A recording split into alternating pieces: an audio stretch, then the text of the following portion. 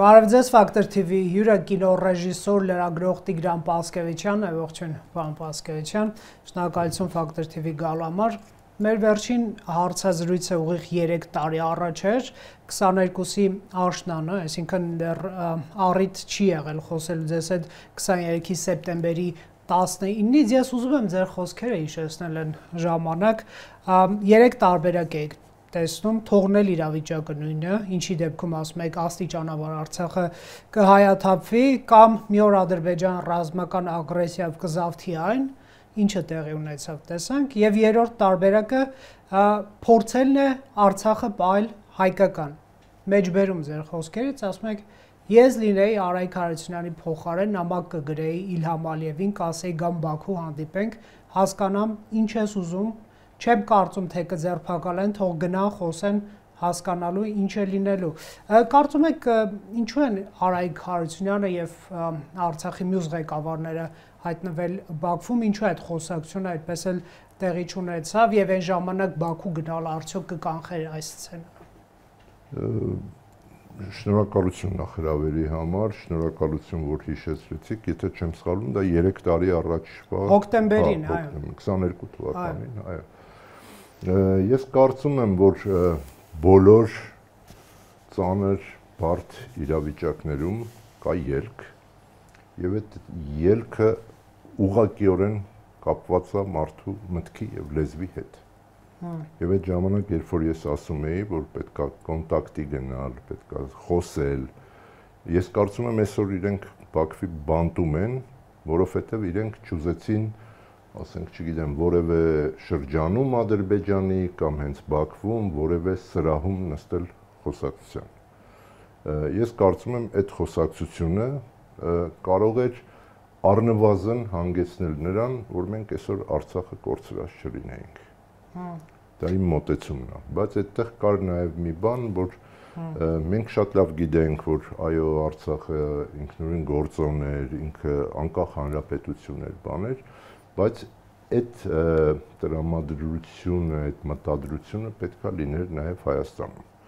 Հայաստանը պետք է որոշ չափով նաև ուղղորդեր։ Այդ թողնել, որ իրենք մնան իրենց անզիջում պայքարի մեջ, կարծում եմ սխալ էր։ Այստեղից ասում էին, որ մենք այլևս անվտանգության երաշխավոր չենք, խոսեք Բաքվի հետ, բայց այդ ժամանակ նաև ձեր առաջարկած տարբերակը, պարոն Պասկևիչյան, եկեք համաձայնվենք, որ շատ-շատերի մոտ դավաճանությանը հավասարվեցված մի բան է, այսինքն նույնիսկ խոսելը, ես դեռ չեմ ասում լուծումների մասին, ասենք պատկերացնում եք գնալ Բաքու, ենթադրենք, ինչ հայհոյանքներ Փաշինյանին տվեցին այս վերջին 5 տարում, քառակին երևի նրան կտան։ Այդ դավաճանությունը մեր իրականության մեջ դարձել է մի տեսակ քաղաքական կատեգորիա։ Ինչ է նշանակում ես այս բանը չեմ անում, որպեսզի դավաճան չհամարվեմ։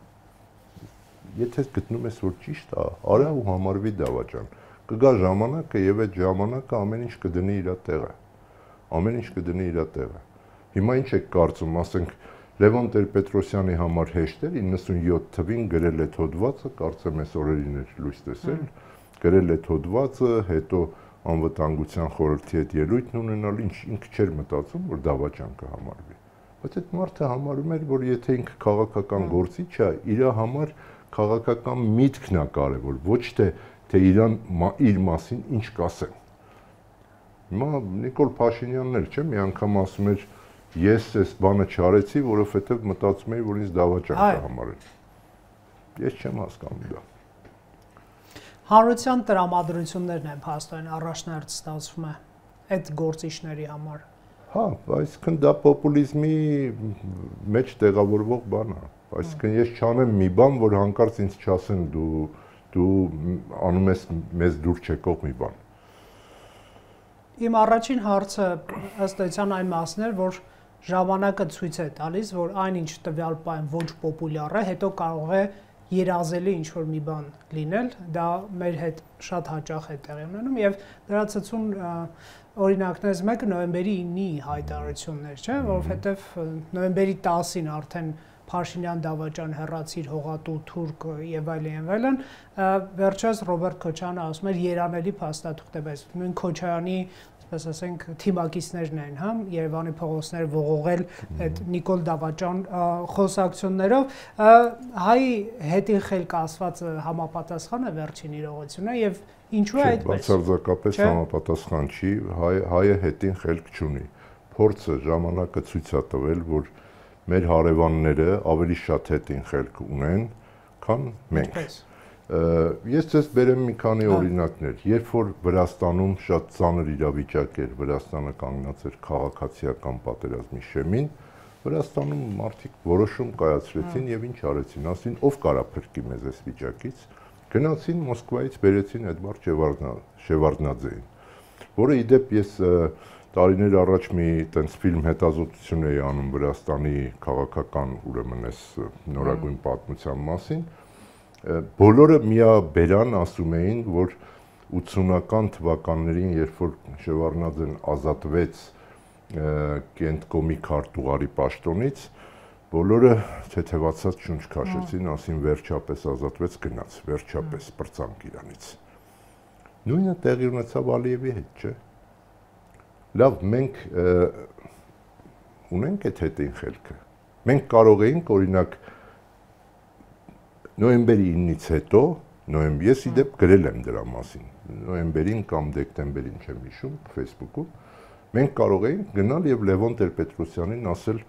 արի քո թիմով այս վիճակից փորձի դուրս բերել։ Կարծում եք ավելի վատ կլիներ, քան այսօր։ Ընտրություններում չհաջողեցին։ Չէ, ընտրությունների հարցը չէր դա։ Երբ որ Շևարդնաձեին բերեցին, բան ոչ մի ընտրություն տեղի չունեցավ։ Գիտեք ինչ արեցին։ Հորինեցին մի հատ պաշտոն, որը կոչվում էր երկրի ղեկավար։ Չկար, ոչ սահմանադրության բանի մեջ չկար այդպես բան։ Այդ երկրի ղեկավարը կարծեմ ամառը եկավ, աշնանը հոկտեմբերին թե նոյեմբերին, կարծեմ նոյեմբերին, անցկացրեց ազգային ժողովի ընտրություններ ու այդ ընտրությունների շնորհիվ ինքը դառավ ազգային ժողովի նախագահ։ Այսինքն այդ պահին արդյոք այդքան կարևոր է թե ինչա գրված օրենքների մեջ, սահմանադրության մեջ եւ այլն։ Այդ պահին պետքա մտածել ոնց փրկես քեզ։ Ոնց փրկես։ Դու պետքա իրավիճակին համապատասխան քայլեր անես։ Հիմա ես ձեզ մի հատ օրինակ բերեմ։ Ես եմ մեքենայով գիշերը ժամը 2-ին գնում եմ, մեքենաս փչացել է։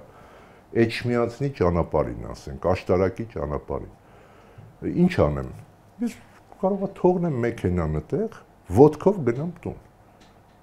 Հա, դա լուծում է, որոշում է, թե որոշում չի, լուծում է, թե լուծում չի։ Այսինքն ամենատրիվիալ, ամենաբան կենցաղային օրինակը բերեցի, էլի։ Մենք մի հատ արմատական արատ ունենք, որ չենք կարողանում պահի տակ որոշումներ կայացնել։ Չենք կարողանում որոշումներ կայացնել, ասում ենք լավ, ընտրությունները կգա, ընտրություններին կմպան կանենք, չգիտեմ, այս կլինի, այն կլինի։ Բայց չէ որ ընդդիմադիր հայացքով ավելի ասպես մեծ ռեյտինգավոր գործիչներ կային նույն նոյեմբերի 9-ից հետո, Քոչարյանը եւ մյուսները։ Հա, իրանք էլ չեն կարողանում իրավիճակը գնահատել եւ ինքնագնահատական չունեն։ Ռոբերտ Քոչարյանը ինքը չի հասկանում, որ այս ստեղծված այս ամբողջ աղետի հեղինակներից մեկը ինքն է։ Ինչպես։ Այնպես, ինչպես եղավ 98 թվականի հեղաշրջումը, ինչպես ամբողջ 20 տարի գնաց այս ստատուս քվոն, որը հեռանկար չուներ, բացարձակապես չուներ հեռանկար։ Եվ ես ձեզ ասեմ, Քոչարյանն ինքը, Սերժ Սարգսյանն ինքը, իրենց արտգործնախարարները բոլորը փայլուն գիտեին, որ այդ ստատուս քվոն հեռանկար չունի։ Բայց ամեն մեկը մտածում էր, ես իմ պաշտոնավարման ընթացքում հիմա մեկ-մեկ ասում է, չէ, Քոչարյանն ասում է, ես հող չեմ տվել, ես ոչ մի բան չեմ արել։ Հա, ես իմ պաշտոնավարման ընթացքում ձգեմ, դրանից հետո թեկուզ կոռուպցիա կար, ընտրություններ են կեղծվում, բայց Արցախը մերն էր։ Հա, Արցախը մերն էր, այո, Արցախը մերն էր։ Ինքը համարում է, որ ինքը ոչ մի սանտիմետր չզիջած բան է։ Սերժ Սարգսյանը այդ իմաստով մի քիչ ավելի խոցելի է, որտեվ 2016-ի քարոզիայի ժամանակ որոշ տարածքներ, հեկտարներ կորցրեց։ Այսօր կա բանավեճ Փաշինյանի կամ բանավեճի հրավեր եւ նախկին նախագահների միջև, իդեպ Տեր-Պետրոսյանի վերադարձի սցենարը, երբ որ դուք նշում եք նոյեմբերի 9-ից հետո ԿՊԱ-ականները նրան մեղադրում են փախուստի մեջ, ասելով որ եթե դուք պնդում եք, որ քաղաքացիական պատերազմ էր, հետևաբար թողեցիք եւ գնացիք, այս տարիներին իրադրությունը ավելի վատ թարացավ, ռազմաքաղաքական բալանսը փոխվեց, Ռուսաստանի դիրքորոշում եւ շատերի այդ դիրքորոշում եւ այլն, եւ ուղղակի այս պատերազմը մեր գրպանն ընկավ, հա, մենք ըստ էության հարկադրված ենք այս սցենարին առնեսվել, ինչու են Տեր-Պետրոսյանին ասում փախչել, որովհետեւ նա չճնշեց այդ ձեր ասած պետական հեղաշրջման մասնակիցներին, չչեզոքացրեց եւ պետք է գնար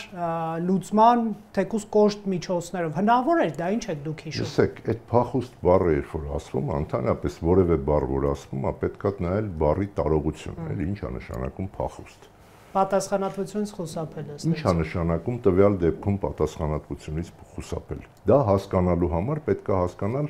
ում թողեց իշխանությունը Լևոն Տեր-Պետրոսյանը։ Թողեց Վազգեն Սարգսյանին, թողեց Ռոբերտ Քոչարյանին, թողեց Սերժ Սարգսյանին, չէ՞։ Երեք մարդու, որոնց հետ Սերժը չգիտեմ 88-ից սկսած ա եղել թե չէ, կարծեմ ինքն էլ է 88-ից եղել, այո, 88-ից սկսած ճանապարհ էր անցել։ Թողեց այդ մարդկանց, եթե ինքը թողներ, ասենք, փողոցից մեկին, ասենք, այդտեղ կային, չէ՞, այդ ժամանակ, որ փողոցներում ակտիվ ինչ-որ բաներ էին անում, չգիտեմ, դրսից էին գալիս, բան էին անում, անունները չեմ հիշում, չեմ էլ ուզում տամ։ Մարդիկ, որոնք պատահական մարդիկ էին քաղաքականության մեջ։ Եթե ինքը թողներ այդ մարդկանց, ես կհամաձայնվեի, որ Լևոն Տեր-Պետրոսյանը պատասխանատվությունից խուսափել է եւ փախուստ է տվել։ Ինքը թողել է իր թիմակիցներին, թողել է իշխանությունը, թողել է խնդիրը։ Ես բազմիցս դրա մասին ասել եմ, հիմա չեմ զլանում կրկնել, 98 թվականի ամռանը, ես այդ վիդեոն ունեմ, 98 թվականի ամռանը Ստեփանակերտում, Ստեփանակերտի հասարակայնության հետ հանդիպման ժամանակ Վազգեն Սարգսյանը ելույթ է ունենում։ Եվ Վազգեն Սարգսյանը ասում է հետևյալ բանը. Լևոն Տեր-Պետրոսյանը մեզ թողեց հարցի լուծումը։ Մենք պետք է ապացուցենք, որ մենք ճիշտ ենք։ Ես այս ամեն ինչի բանալին գտնում եմ Վազգեն Սարգսյանի այդ ասացի մեջ։ Այսինքն ինքը թողեց այն իր զինակից ընկերներին,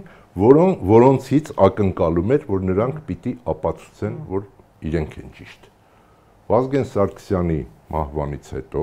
իդեպ հետո ես ունեմ բազմաթիվ այլ վկայություններ,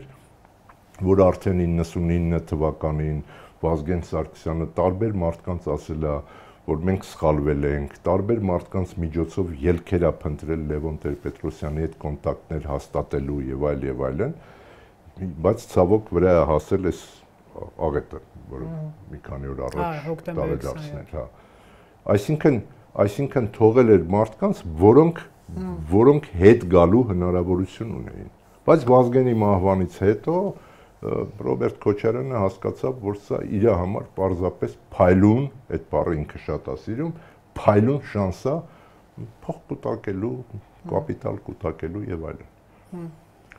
Բալանս է, պարոն Պասկևիչյան։ Ինչ բալանս։ Ռազմաքաղաքական։ Չէ՞ որ դա ես հիմա իդեպ մի հատ էլ բան ասեմ, նոր անցնենք, ձեր հարցը մի մոռացեք։ Փախուստի մասին խոսողները մի բան էլ են մոռանում, ընդ որում այդտեղ պետքա ամենաշատը չմոռանա Նիկոլ Փաշինյանը։ Իր թիմակիցները չգիտեմ ովքեր են, որտեղից են հավաքվել, բայց ինքը չպետք է մոռանա։ Եթե մարդը փախուստի էր դիմել 2098 թվականին, 2008 թվականին ինչի էր ուզում գալ իշխանության։ Ինչի համար էր կվերադառնում իշխանության։ Փախուստի է դիմել, վերջացրել է, ինքը երբեմն ասում էր ես փայլուն վիճակում եմ գիտնականի, ես գրքեր եմ գրում բան։ 2008 թվին ինչի էր ուզում վերադառնալ։ 2012 թվականին ինչի մասնակցեց ազգային ժողովի ընտրություններին, որի արդյունքում սկսվեց Նիկոլ Փաշինյանի քաղաքական կարիերան։ 2017 թվականին ինչի մասնակցեց ընտրություններին, որին ես էլ եմ այդ ցուցակում եղել ՀԱԿ-ի իդեպ։ Իմանալով անգամ, որ մենք շանս չունենք անցնելու, մենք մտել ենք այդ ցուցակի մեջ, մասնակցել ենք այդ ընտրություններին, որպեսզի, ինչպես նախագահն էր ասում, ողջախոհության կրակը Հայաստանում չմարի։ Ես հիշում եմ 17-ի քարոզարշավը բոլորը ընդդեմ ՀԱԿ-ի, ըստ էության ռազմահայրենասիրական, այսպես կարգախոսներով եւ հայհոյանքներով, քիվայության մեղադրանքներով, բայց պարոն Պասկևյան, մենք ժողովրդի գործոնը շատ չենք անտեսում բոլոր ժամանակներում, չէ՞ որ կարծրացել էր, այսպես ասենք, հողանձնողին կհանձնենք հողին այդ գաղափարախոսությունը դրա տակ գիտենք ինչեր է մտնում, հա, ինչ հայհոյանքներ եւ ինչ սպառնալիքներ եւ քաղաքացիական բախումների վտանգ եւ այլն եւ վերջին շրջանում երբ որ Տավուշում 5, այսպես ասենք, կամ 4 գյուղատեղի Ադրբեջան էր հանձնվում սահմանազատման արդյունքում, տեսենք 30,000 հոգի դուրս եկավ Երևանի փողոց, մի բան էլ շատ միգուցե, չգիտեմ։ Չէ՞ հանրային կարծիքը մեր գլխավոր շտաբի կարծիքը զինվորականության, այսպես կոչված ճակերտավոր էլիտայի, հասարակության լավագույն շերտերի կարծիքը թույլ տալիս էր գնալ զիջումների, թե Տեր-Պետրոսյանին, թե Փաշինյանին, թե Սարգսյանին, թե Քոչարյանին։ Մենք մի քիչ, այսպես ասենք, ինքնախարազանման կծիկի մեջ շատ չենք ընկնում այդ իմաստով, որ կային շանսեր չի օգտագործել։ Տեսեք, այս դիվանագիտական process-ներում ցավոք սրտի երևի նենցա, որ ամեն ինչ որոշվում է վերևում։ Այո, հիմնականում Փակ դռների հետևում է որոշվում, վերևում է որոշվում, հետո վերևից է իջնում։ Սովորաբար այլ տեղերում հարցերը ներքևից են բարձրանում վերև։ Երբ որ վերևում որոշում լիներ, օրինակ երբ որ ասում են, չէ, Հայաստանը կողմ էր, Ադրբեջանը կողմ էր, Ղարաբաղն էլ եթե կողմ լիներ, այդ դեպքում վերևից դա պետք է իջացնել հասարակության, ձեր նշած շերտերի, բանակի եւ մյուս բաների վրա, պետքա խորհրդակցություններ գնար, պետքա բաներ գնար եւ այդ բանը շատ հեշտ հնարավոր կլիներ իրագործել։ Այսինքն մարդիկ հո իրանց թշնամին չեն, հո իրանք չեն ասում, չէ, անպայման պատերազմ լինի։ Այս հող հանձնողին հողին հանձնենք, ոչ մի թիզ հող բան, սրա էֆեկտը գիտեք որն էր, որ ոչ թե դա քաղաքական պայքարի մեջ էր հնչում այդ խոսքերը, այլ դա պետական քաղաքականություն դարձավ Ռոբերտ Քոչարյանի եւ Սերժ Սարգսյանի օրոք։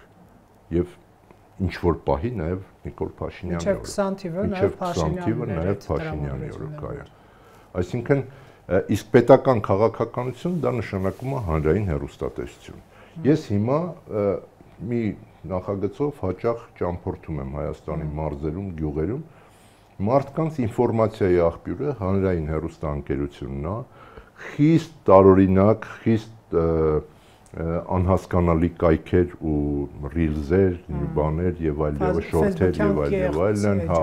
Facebook-յան, YouTube-յան եւ TikTok, sense բաներ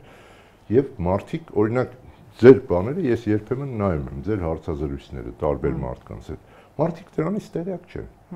տեղյակ չեն, բացարձակապես։ Եվ իրանց ընդունած սնունդը, հա, տեղեկատվական սնունդը դա է։ Կենտրոնից իջեցված։ Կենտրոնից իջեցված բան է։ Այսօր հիմա արդեն տեսեք առաջ այդ ոչ մի թիզներ, այսօր խաղաղությունն է։ Բայց երբ որ նույն խաղաղության մասին մարդուն մի հատ բայցով սկսվող հարց է տալիս, միանգամից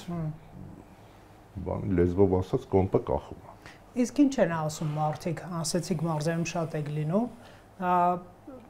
վերջերս մենք էլի մարզային այսպես այցի մեջ ենք, հա, նկարահանմամբ մարդիկ զգուշավոր են շատ, հա, ստատուս քվոն ինչքան էլ կիսաշրջափակման մասին է, ինչքան էլ որոշ թանկացումների, երկար ճանապարհները խորթուբորդ եւ այլն, արտագաղթի, պատերազմի վտանգ եւ այլն, ունեն կուզենան լինի այդ խաղաղությունը, բայց բայցեր են գալիս այդտեղից, հա, բայց մեր ճանապարհը չփակվի, բայց մեր հնարավորությունները լինեն, բայց Հայաստանի զիջում չլինի։ Դուք ինչ եք տեսնում, ինձ հետաքրքիր է։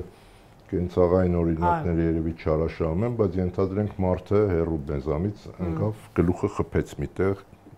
ցավը զգաց եւ այլն։ Այդ պահերին ինքը ինչ է մտածում։ Մտածում է մենակ այդ ցավի մասին։ Միայն այդ բանը։ Վայ այստեղից ցաված, վայ նորից ցաված, վայ ինչի է ցավում, չէ՞,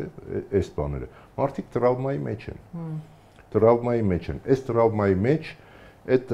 խաղաղություն բառն է ճակերտների մեջ, այսինքն խաղաղություն բառը մատուցվում է այդ մարդկանց։ իրենք դրա տակը, վերևը, հետևը, առաջը ոչ մի բանը չեն հասկանում։ Այդ դրա համար եմ ասում, երբ որ բայցով սկսվող մի նախադասություն ես ասում, ինքը ասում է, մի անգամ մեկ ինձ ասեց, չէ, բայց այս երկար խոսակցություն է, պետք է մնաս, ասում չեմ կարա մնամ ցավոք սրտի, պետք է Երևան վերադառնամ, հա, պետք է մնաս երկար խոսանք, ինքը ունի կարիքը, որ մեկի հետ խոսի դրա մասին։ Այդ մեկը չկա, որի հետ խոսի։ Այ հիմա ես կարծում եմ, ես քաղաքական գործիչ չեմ եւ չեմ հավակնում։ Մեր քաղաքական գործիչները, եթե ուզում են հաջողություն ունենալ, պետքա գնան դռնեդուռ եւ խոսան մարդկանց հետ։ Պետքա հաճախ գնան մարդկանց հետ հանդիպեն, որտեղ բայցով սկսվող նախադասությունները լուրջ խնդիրներ կարող է լուծել։ Բա ասում է Ամերիկայից բերեց, այդ թուղթը բերեց, ասում ես, բայց ասում է, հա, այդ չէի մտածել։ Որտեղ ոչ ոք իրան առիթ չի տվել մտածելու։ Մարդը առավոտից գնում է, իր տաքսին է քշում, իր գյուղում իր կովն է տանում, բերում, չգիտեմ, բան անում, հազար ու մի խնդիր ունի։ Երեկոյան լուրեր լսում եւ քնում։ Միրգը հասել է, արաղ է քաշում, այդ արաղը խմում է, լուրերը լսելու ժամանակ, լավ միախառնվում են, ասենք, մեկի հաղորդումներն ու բաները տնական օղին։ Իդեպ հմեկի մասին փորձ արվեց ամեն դեպքում 18-ից հետո որոշակի հանրայնացնել հմեկը, շատ եմ նաև վերջերս լսում կար նախաձեռնություն ընդդիմադիր գործիչների հմեկը վերադարձնել հանրությանը, պարոն Պասկևիչյան, դուք էլ մի շրջան եղաք, բայց հետո դուրս եկաք հմեկում, ինչ ֆունկցիա է այսօր կատարում առաջին ալիքը։ Շատ լուրջ ֆունկցիա, ինքը հեռարձակում է Տեր Արամի, այսպես կոչված կարգալույց քահանա Ստեփանի պատարակները։ Այդ պատարակներն են բանանում։ Ես ամեն ինչ կարող էի պատկերացնել, ես շատ այդ 2 ամիսը, որ աշխատեցի հմեկում, ներսից շատ բան հասկացա, այսօր դրա մասին խոսելու տեղը ու ժամը չի, բայց այս կարգի բարոյազրկություն, այս կարգի բարոյալքում ես չէի պատկերացնում, որ կարող են կարգալույց քահանայի, ուրեմն պատարակը ուղիղ եթեր հաղորդել հմեկով։ Բայց չէ որ վարչապետը այնտեղ էր։ Ով ուզում է լինի այնտեղ, ով ուզում է լինի, կամ կարգալույց քահանային հագուստով հրավիրել, ուրեմն վեղարով հրավիրել ստուդիա։ Ես չեմ խոսում դրա մասին, որովհետև շատերը այդ հարցերը բարձրացնում են ու արդարացիորեն, որևէ ՆԳՆ-ից հեռացված որևէ գնդապետի, դուք գնդապետի հագուստով կհրավիրեք հմեք, չեք հրավիրի։ Բայց բանավեճ դիսկուրսներ կան ամեն դեպքում այնտեղ։ Ինչ բանավեճ կա։ Խնդրեմ, կարգալույց քահանային, այ ոնց որ ես ու դուք ենք նստած, այս հագուստով հրավիրեք, մարդը կարգալուծված է։ Հասկանում եք, այդ մարդուն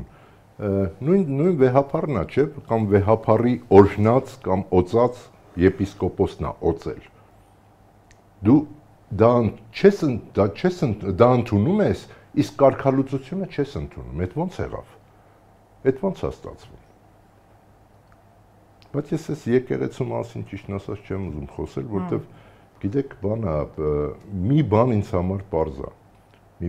է, որ եթե հայ առաքելական եկեղեցին 20 թվականի պատերազմից եւ դրան հաջորդած իրադարձություններից հետո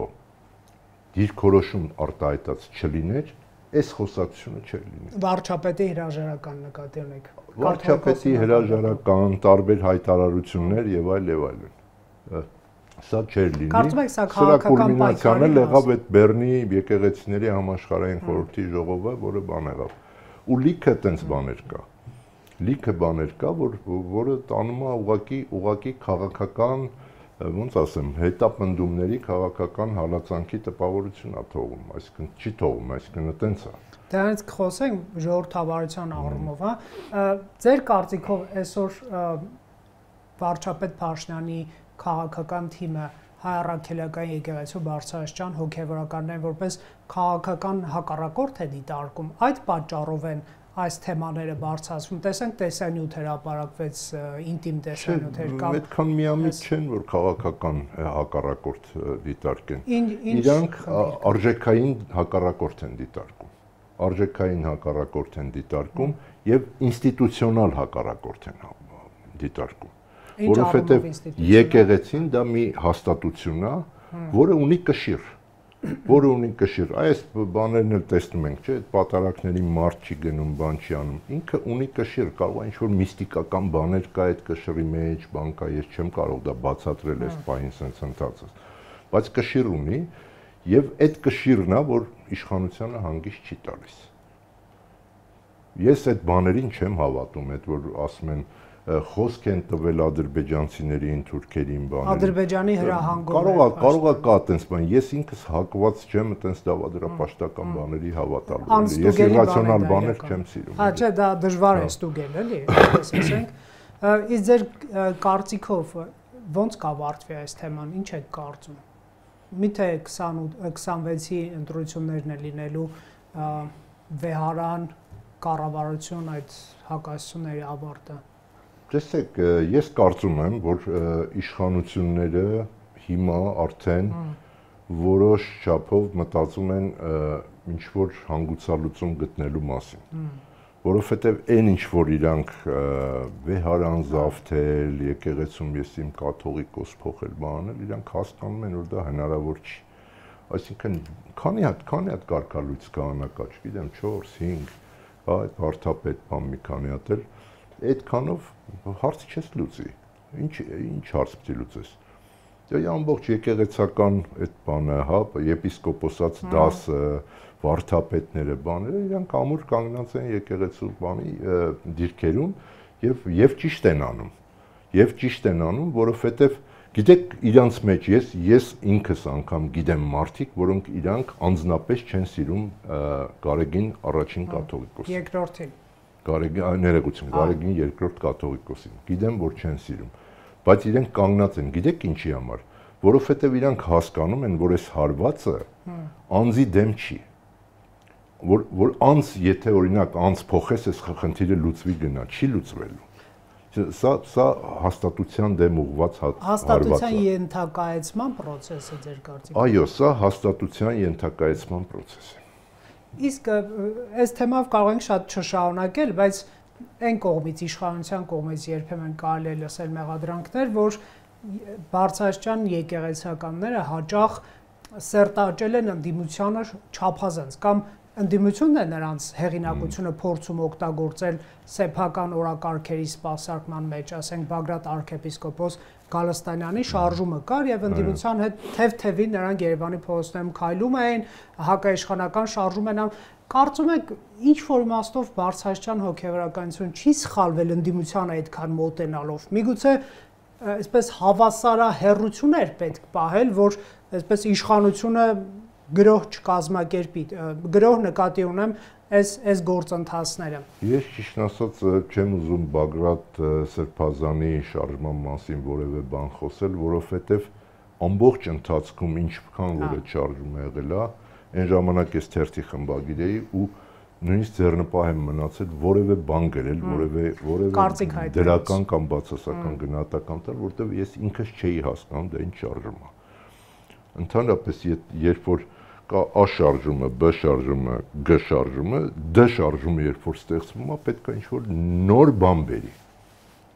Օրինակ, շատ ցավում եմ, որ Ռուբեն Վարդանյանը Բաքվում բանտում է, բայց ես անկեղծ ասած այդպես էլ չհասկացա, թե ինչու Ռուբեն Վարդանյանը գնաց Արցախ։ Ինչ էր ուզում այդ մարդը անել։ Ինչ էր ուզում անել, որ այնտեղ եղած մարդիկ չէին անում։ Դրա համար ես Բագրատ Սրբազանի մասին չեմ խոսի, բայց օրինակ քաղաքական ուժերի կողմից օգտագործվել, հա, կա Միքայել Աջապահյանի օրինակը։ Ուզում էին impeachment-ի այդ process-ի մեջ ներգրավել, մարդը բանտ մտնելու առաջին օրը գրավոր գրեց բոլոր Facebook-ի էջերում եւ այլ տեղերում հայտնվեց, որ ես քաղաքական որևէ բանի չեմ մասնակցում։ Եվ ես միշտ եկեղեցու ակտիվությունը, եկեղեցու դիրքորոշումը դիտարկում եմ ոչ թե ապաքաղաքական, այլ քաղաքականությունից դուրս, քաղաքականությունից կողք մի քիչ, որ ինքը կողքից է։ Եվ միշտ հասկանում եմ մի բան, եկեղեցին, այն էլ հայ առաքելական եկեղեցին, որ 1700 եւ ավելի տարիների պատմությամբ, ուրեմն սերտաճած է մեր պատմությանը, ընդհանուր պատմությանը, չի կարող դիրքորոշում չունենալ։ Դուք պատկերացնում եք, մի հատ եկեք, դուք որ ասում եմ լսարանին նկատի ունեմ, եկեք մի հատ հասկանանք, նոյեմբերի 9, սեպտեմբերի 19 եւ այս տարեթվերից հետո պատկերացնում եք, որ եկեղեցին որևէ դիրքորոշում չարտահայտեր։ Չէին ասի, այ եկեղեցի, ուր ես։ Իշխանություն չի ներում նրա դիրքորոշումը արտահայտելը, թե նաեւ ակտիվությունը ընդդիմության հետ միասին էսպես տեղակերպ։ Ես չգիտեմ ինչը չի ներում, ես կարծում եմ ընդհանուր առմամբ այս իշխանությունը չի հանդուրժում այլ հաստատություններ։ Օրինակ նայեք, հիմա կա ԿՊ-ն, մյուս կուսակցությունների վիճակը նայեք։ Մի շարք կուսակցություններ կան, որոնց իմաստը ես չեմ հասկանում նորից։ Օրինակ, չգիտեմ, Արամ Սարգսյանի կուսակցությունը, Արման Բաբաջանյանի կուսակցությունը։ Եղբայր, Արտաշես Գեղամյանի չափ ազնվություն ունեցեք։ Ժամանակին ինքը ազգային միաբանություն էր, ինչ էր այդպես կուսակցություն։ Հետո մարդը թողեց, աշխատեց հանրապետականի օգտին, թողեց գնաց մտավ հանրապետական։ Լուծարեք ձեր կուսակցությունները, գնացեք մտեք ԿՊ։ Այդ ուժերը իշխանությանը քլնգում են ոչ բավարար չափերով քայլերի համար արևմուտքի հետ սերտացման գործընթացում կամ նախկին իշխանություններին չպատժելու այնպես չի, որ իրենք շատ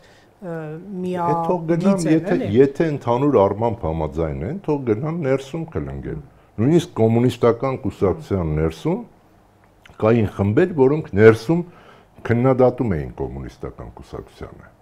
որոնք անհամաձայնություն ունեին ընդհանուր գծի հետ, ընդհանուր գծի հետ չունեին որոշակի երևույթների հետ։ Իրանց մոտ էլ է որոշակի երևույթների հետ բանը։ Իսկ այն մյուս խմբի մասին ինչ կասեք։ Մյուս խումբը ուղղակի տերորի սպառնալիքի տակ է, ահաբեկչության սպառնալիքի տակ է, այսինքն ցանկացած բան կարող է պիտակվել, ռուսամետ, ռուսաստրուկ են ասում, չգիտեմ ինչ են ասում եւ այլն, դրսից ֆինանսավորվող, մյուս բաները։ Դա ԱԺ-ընդդիմությունն է, այսպես պայմանական։ Չէ, ԱԺ-ընդդիմությունը ուրիշ է, դա նախկիններն են, իրանց վրա այդ պիտակը կա, ԱԺ-ընդդիմությունն էլ մեծ հաշվով ընդունել է, այսպես ասած, այդ բռնցքամարտի տանձի դերը։ Իրանք լավ տեղավորվել են այդ դերի մեջ, Նիկոլին պետք է այդ տանձը, իրանք դարձել են այդ տանձը։ Ես դրսի որոշ ուժերի մասին եմ խոսում, որոնք ջանում են ինչ-որ բաներ անել։ Ինձ համար, օրինակ, շատ տպավորիչ է վերջի շրջանում, ասենք Լևոն Զուրաբյանի ելույթները, որը օրակարգ է փորձում բերել, որը փորձում է, դուք նկատել եք, որ այդ օրակարգի մասին ոչ մեկը չի խոսում, ոչ մեկը չի քննարկում, այդ չեն քննադատում, ասեն, եղբայր, քո բերած օրակարգը սխալ է, քո բերած օրակարգը հեռանկար չունի։ Չէ, իրան տալիս են մոռացության, իրան տալիս են արհամարում են եւ այլն։ Պարոն Պասկևիչյան, նախագահ Տեր-Պետրոսյանը, չգիտեմ 26-ի ընտրությունը, որ առաջինը կլինի հակում թե չէ, բայց եթե առաջին նախագահը քաղաքական պասիվացման գնա, ձեր կարծիքով ՀԱԿ-ի ապագան ինչպես է լինելու, վատատեսական մեկնաբանություններն այն են, որ այդ քաղաքական ուժը իր այսպես ասենք դեմքից կարող է զրկվել, հա, առաջին նախագահն է ամեն դեպքում ղեկավարը, եթե նա ակտիվ չի, այս քաղաքական դժվարանում եմ ՀԱԿ-ի մասին հարցերի պատասխանել, չգիտեմ դուք գիտեք թե չէ, ես ՀԱԿ-ի անդամ չեմ։ Հա, չէ, պարոն Զուրաբյանի անունը տվեցիք դրա համար։ Ես հետևում եմ, եւ պարոն Զուրաբյանին եմ հետևում, Սուրեն Սուրենյանցին եմ հետևում, մյուս մարդկանց եմ հետևում, ովքեր փորձում են ինչ-որ լուծումներ առաջարկել։ Ինչ կլինի ՀԱԿ-ի ապագան, այդ երևի ՀԱԿ-ից պետք է հարցնենք։ Շատ լավ։ 2008-ի մարտի 1-ի շատ կարևոր ֆունկցիա կատարած ֆիլմի հեղինակն եք, պարոն Պասկևիչյան, եւ այդ ֆիլմում շատ խոսք է գնում ռեպրեսիաների մասին, քաղաքական ռեպրեսիաների կազմակերպված մարդկանց սպանությունների մասին, վերջերս Մարդու իրավունքների եվրոպական դատարանը որոշում կայացրեց այդ գործով, արդյոք այն ձեզ համար բավարար էր, ըստ էության խոսք է գնում այն մասին, որ պետությունը չի արել ամեն ինչ, որ այդ մահերը բացահայտվեն, ավելին սլաքներ են ուղղվում ոստիկանությանը կամ ընդհանրապես պետական մարմիններին այդ մահվան հարցերում, հա, դուք ինչպես ընկալեցիք այս որոշումը, որովհետև շատ 17 տարի է, չէ՞, անցել արդեն։ Գիտեք, այդ ավելի իրավաբանների հարցն է, ես իրավական process-ներին, եթե կոպիտ կարող հնչի, ասեմ, որ չեմ հավատում։ Ես հավատում եմ հասարակական գործընթացներին, այսինքն մարտի 1-ը պետք էր բացահայտել մարդկանց գլխներում։ Ինչի համար ես այդ ֆիլմը արեցի, ոչ պարապեի, ոչ բանեի, իմ ուզածն էր, որ մարդիկ տեսնեն ինչ ա եղել, ինչի ա եղել եւ ինչ ա եղել արդյունքը։ Եթե դա բացահայտված լիներ, այսօր մարդիկ նույնիսկ կհասկանային, որ այդ մարտի 1-ի կատարվածն է նաեւ պատճառը, որ մենք ունեցել ենք 20 թվականի պատերազմ եւ ուրեմն ունեցել ենք նոյեմբերի 9-ի այդ նվաստացուցիչ թուղթը։ Այս process-ը տեղի չի ունեցել եւ օրինակ երբ որ այս իշխանությունները նոր եկել էին, հա, իհարկե ոչ սեփական կամքով, հասարակության ճնշման տակ, հավանաբար գիտեք, որ ՀՄԿ-ը այդ ֆիլմը վերջապես ցույց տվեց։ Վերջապես ցույց տվեց, Պետրոս Ղազարյանը ինձ հրավիրել էր ֆիլմի ցուցադրությունից առաջ ելույթ, հանդիպման, զրույցի եւ այլն։ Եվ ես հույս ունեի, որ սկսվում է մի process, որը կտանի հասարակության գլխում այս հարցը ուրեմն արծարծելու, բացելու։ Բայց չեղավ այդ չբացահայտվեց հասարակության համար։ Բացարձակապես չբացահայտվեց, մի քանի այտենց նշանային ինչ-որ բաներ արեցին, մի հատ հուշարձան սարքեցին, բան արեցին այտենց ու վերջացավ գնաց։ Երբ որ դիմություն Փարշնյանին հարց է տալիս, որ երկրում ռեպրեսիաների են խոսքի համար մարդուն բանտ եք նետում եւ այլն նմանատիպ մեղադրանքներ կամ ոչ այնքան փաստերով համեմված քրեական գործեր, նա ասում է, բա ձեր ժամանակ ինչ էր տեղի ունենում, դուք ձեր թիկնապահը կամ թիկնապահները Պապլավոկի զուգանում մարդ եք սպանում, 10 հոգու գնդակ արեցիք Երևանի փողոցներում, այս դիսկուրսը կարող է մեզ դերել զարգացում եւ այդ մարդիկ ուղղակի չեն կարողանում կամ չեն ուզում Նիկոլ Փաշինյանին պատասխանել։ Ես եթե լինեի, կասեի շատ լավ, շատ ճիշտ ես ասում, եղբայր։ Բայց դու արել ես հեղափոխություն։ Ես դա հեղափոխություն, ինքս դա հեղափոխություն չեմ համարում։ Ինքը համարում է, որ արել է հեղափոխություն, հա։ Այդ հեղափոխության արդյունքում ինչ որ բան փոխվել է, թե չէ։ Հիմա ես օրինակ ինչ որ պահեր կար, որ ես շատ դեպրեսիվ տրամադրություններ ունեի, վայ, ես ոնց է լինելու, ինչ է լինելու։ Հիմա գիտեք հանգիստ եմ ավելի։ Ինչու՞։ Որովհետև ես տեսնում եմ, որ Փաշինյանը եւ իր թիմը անում են բացարձակապես բոլոր նույն սխալները, ինչ որ արել են Քոչարյանն ու Սերժ Սարգսյանը։ Ինչ առումով, պարոն Պասկևիչ։ Կրկնում են այդ սխալները։ Այդ նույն մարդկանց հետապնդելու, մարդկանց ուրեմն լայքերով, սմայլիկներով չեմ մինչերով առնելու, հա, մարդիկ կան, որոնք ճիշտ տեղերում լայքեր, սմայլիկներ դնելով այսօր պաշտոններ են ստանում։ Մարդիկ կան, ովքեր իրանց անցյալը ուրանալով այսօր պաշտոն են ստանում։ Հերիք մի հատ հոդված գրել եւ այդ պաշտոնը կա։ Ես կարող եմ նույնիսկ անուն տալ։ Ես երբ որ կարդացի Facebook-ում Արամազդ Ղալամքարյանի գրած նյութը Ղարաբաղյան շարժման մասին, ես անմիջապես հասկացա, որ այս տղեն մի քանի օր հետո մի քիչ ուշացավ, իհարկե, բայց ստացավ պաշտոն։ Ինքը նշանակվեց ջրային կոմիտեի նախագահ։ Ված պաշտոն չի էլի, բան կունենա երևի սպասարկող մեքենա, քարտուղարուհի,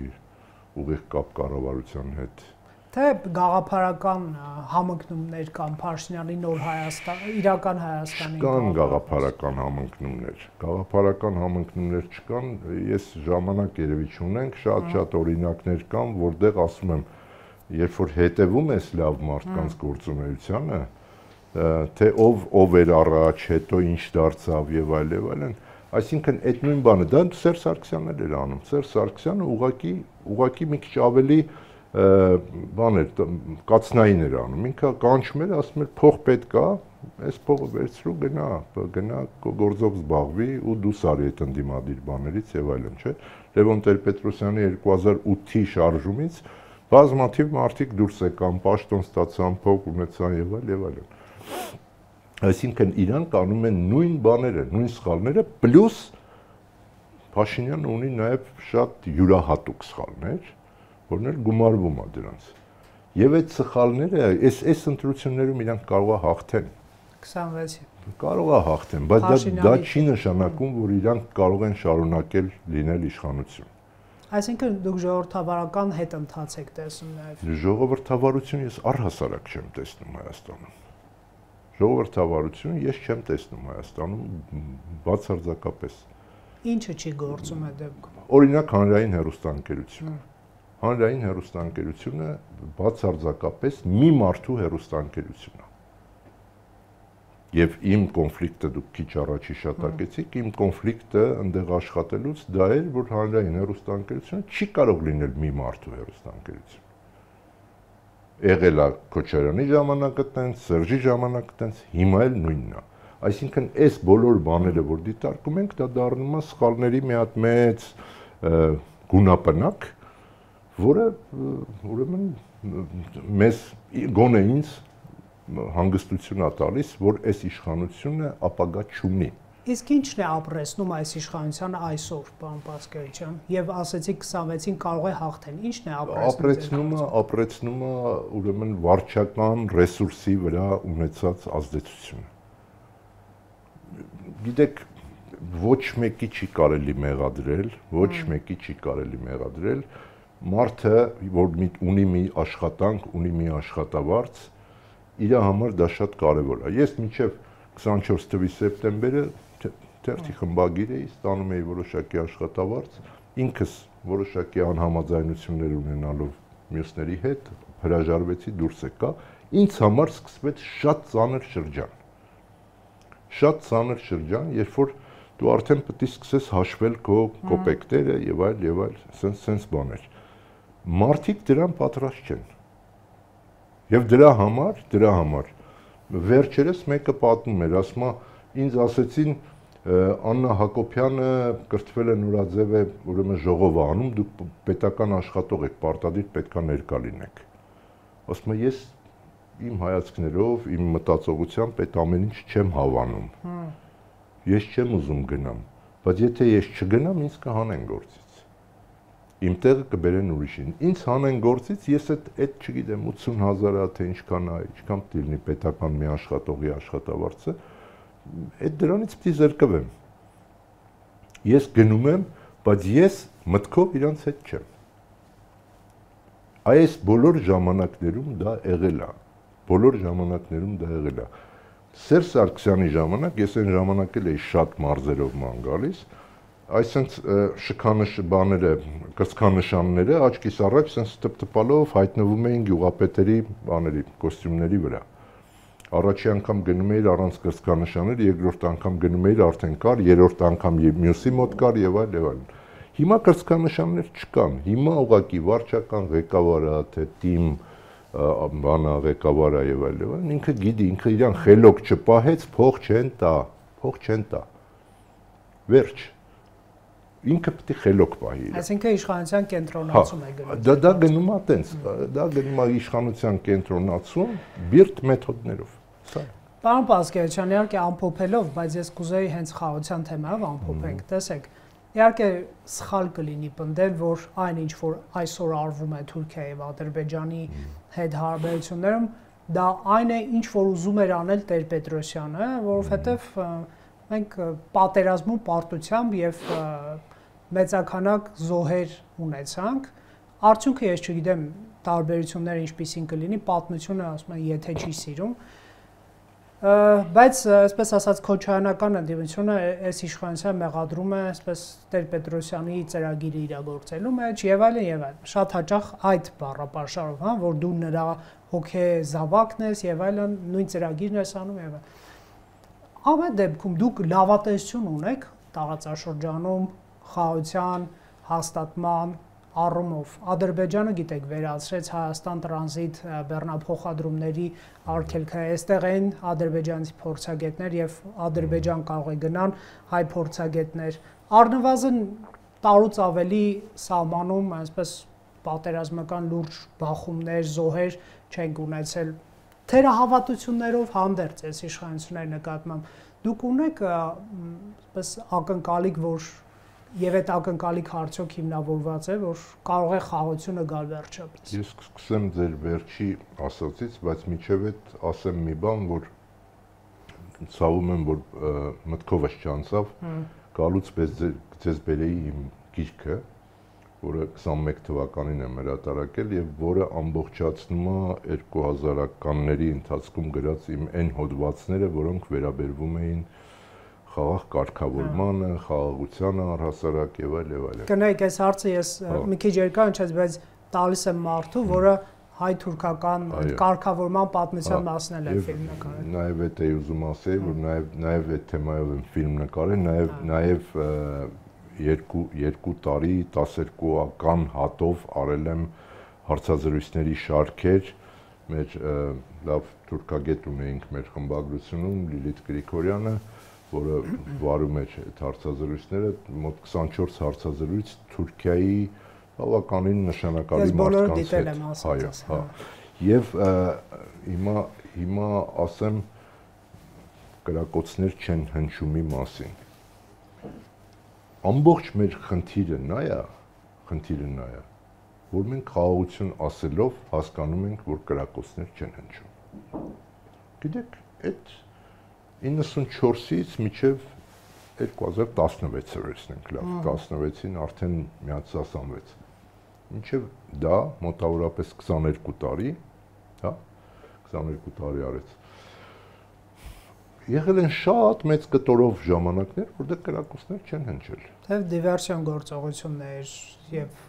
դիպուկահարից այդ կրակոցներն էլ որ հնչել են, ես մի ֆիլմ էլ տարիներ առաջ դրա մասին եմ նկարել, սահմանային կրակոցներ, ականներ, արկեր եւ այլն, հնչել են բանով, մեկը խմած ա եղել կրակել, հա, ստեղից էլ մեկ ասել ա, ոնց թե դու կրակեցիր, ինքն էլ ա կրակել, բան արել։ Այսինքն բանակային ստորաբաժանումների երկու կողմի բանակային ստորաբաժանումների բանով չի եղել։ Ես դա չեմ արդարացնում, ես առհասարակ այդ գիրքը, որ մի օր առիթ լինի ձեզ տամ, այդ գիրքը ամբողջովին նրա մասին է, թե ինչքան վատ բաներ ստատուս քվոն։ Բայց այս կրակոցներ չհնչելը ինքը մի յուրօրինակ ստատուս քվո է։ Մենք պետք է հասկանանք, որ մենք խնդիրը ոչ թե լուծում ենք այն բանով, կրակոցներ չի հնչել, բա ինչի դուրս չեն գալիս ադրբեջանցիները մեր տարածքներից։ Ինչի ջերմուկից, բանից, մեն Սևլիճ, Աբանա, մյուս տեղերից դուրս չեն գալիս։ Ինչի մյուս process-ները տեղի չեն ունենում, ասենք, հա, այդ սահմանազատումը վերջապես արեք եղբայր, հասկանանք մեր սահմանը որն է, ձերը որն է։ Ինչի դա չի արվում։ Այսինքն բոլոր այն ականները, որոնք կարող են վաղը պայթել, դեռևս կան։ Ինչի չի ստորագրվում այդ խաղաղության պայմանագիրը։ Ես շատ ուրախ եմ, որ Դոնալդ Թրամփը անձամբ երաշխավորեց sense մի բան, բայց ինչ տվեց դա մեզ։ Այդ մարդիկ, որոնք այդ մարզերում, որ խոսում եմ գյուղերում բանում, ասում են, դե Թրամփի մակարդակով եղավ է ախր բան։ Ասում եմ, բայց ինչ տվեց քեզ դա։ Ինչ տվեց։ Գիտեք, մարդիկ մինչև հիմա էլ շարունակում են մնալ այն որ 98 թվին Դեմիրճյանը հայտնվեց, մարդիկ ասում են Դեմիրճյանը կգա, ամեն ինչ կանի։ Հա, հին մի հատ ինչ-որ բան կար, որ հիշողություն։ Սովետական նոստալգիա։ Դե սա էլ Ամերիկայի պրեզիդենտն է, ամեն ինչ կանի։ Այսինքն այդ մտածողությունից մարդիկ դեռ դուրս չեն եկել։ Իսկ երկու հասարակությունների խաղաղեցում, հաշտեցում։ Դա ամենակարևոր բաներից մեկն է։ Ես կարծում եմ, որ դրանից պետք է սկսել։ գիտեք 2005 թվական, 6 թվականներին ես ինքս ներգրավված եմ եղել այդպես բաների մեջ,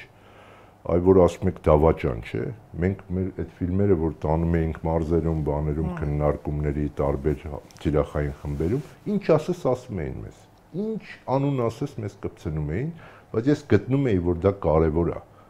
Գտնում էի, որ մարդիկ պետքա իմանան այն կողմում ինչ են մտածում, այն կողմում էլ պետք է իմանան մեր կողմում ինչ են մտածում, մարդիկ պետք է պատրաստ լինեն խոսելու։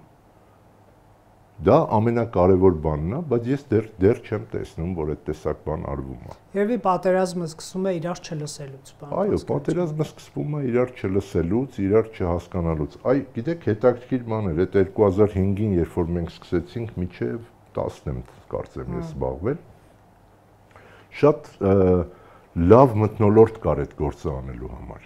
բայց 7-ից 8-ից սկսած կամած սկսեց գնալ ու վերջացավ այդ մթնոլորտը սկսեց ավելի սառել, ես էլ չեմ սիրում ձևական բաներ անել, այդ իմաստով թողեցի դուրս եկա այդ գործի մեջից, ասի, չէ, ձևական բան, ինչա թե ինչ գրանտ ստանամ, չգիտեմ ինչ անեմ, ես անում եմ նրա համար, որ մարդիկ իմանան, մարդիկ խոսեն, մարդիկ քննարկեն։ Ու գիտեք ինչն էր հետաքրքիր, օրինակ այդ քննարկումների ժամանակ հետաքրքիր էր, որ տարիքով մարդիկ շատ ավելի լոյալ էին, քան երիտասարդները, որոնց գլուխը արդեն լցրել էին դպրոցում, բանում, քարոզչության միջոցով եւ այլ բաներով։ Ջահելները ավելի ագրեսիվ էին այդ հարցերում, քան թե մեծերը։ Ընդհանուր ապագա։ Բայց մեծերն էլ բան չունեին, գիտեք, որոշում կայացնելու ճիղ չունեին։ Ինչ խոսում էին, ամեն ինչ ճիշտ խոսում էին, վերջում ասում էին, «Ադե մենք ոչինչ չենք կարող անենք, այդ պետք է մնա մյուս սերնդին»։ Իսկ մյուս սերունդը արդեն չկար դրա մեջ։ Արդեն չկար, փակվել էր այդ թեման, փակ շրջանի մեջ էր։ Ընդհանուր ապագայի խոսակցություն կարող է լինել այս հասարակությունների միջև։ Այսինքն մինիմալ իրար չսպանելու խոսակցություն, էլի կոնսենսուս այդ հարցի շուրջ։ Այո, դուք ճիշտ ասեցիք, պետք է սկսել մինիմալ իրար չսպանելուց եւ գնալ ընդհանուր ապագա, չգիտեմ, ասենք, ապաշրջափակումից են խոսում, կորպորատիվ բաների մեջ է լինում, էլի ոնց որ չեմ անում, Եվրոմիություն կամ բան։ Նկատի ունի ապաշրջափակում, տնտեսական համագործակցություն։ Ապաշրջափակում լինի, տնտեսական համագործակցություն լինի, այդ ընդհանուր ապագան կգա, որտեվ մի ադրբեջանցի ալի կփնտրի մի հայ, ասենք, վաղինակի, որի հետ կարա բիզնես անի, որի հետ բան կարա, շահ կարանի փոխադարձաբար ստանան։ Օրինակ, այդ թուրքերի հետ, որ հարցազրույցներն անում ենք, այդ թեման շատ կարմիր գծի պես անցնում է։ Բիզնեսմեններ են խոսում, այո, բիզնեսմեններ էլ կային, որոնք միշտ խոսում էին փոխադարձ շահի մասին։ Փոխադարձ շահն է շատ կարևոր։ Եվ այդ փոխադարձ շահի գիտակցումը ամրացնելու համար պետք է որոշակի, ասենք, կարծրատիպերից վերանալ, մոտավորապես, ասենք, որ Թուրքի հետ չի լինի գործ անել, օրինակ։ Բայց մենք էլ տեսնում ես, լավ էլ գնում են օդանավով թռնում են Թուրքիա, այնտեղ լավ էլ գործ են անում, ու մեկը ինձ մի օր պատմում էր, որ այն աստիճանի վստահություն ունեն հայերի նկատմամբ, որ ապրանքը տալիս են, ասում են կտանես կծախես, նոր փողը կբերես։ Պետք չի մեզ ոչ կանխավճար տալ, ոչ բան անել եւ այլն։ Այսինքն, որտեվ իրան ձեռնտու է, որ իր ապրանքը դուրս գա, ինչքան հնարավոր է, շատ դուրս գա։ Էսա բանը։ Շատ լավ, կհետևենք նաև այդ զարգացումները։ Շնորհակալություն զրույցի համար, պարոն Պասկևիչյան։ Ֆակտոր TV-ում հյուրընկալել ենք Տիգրան Պասկևիչյան։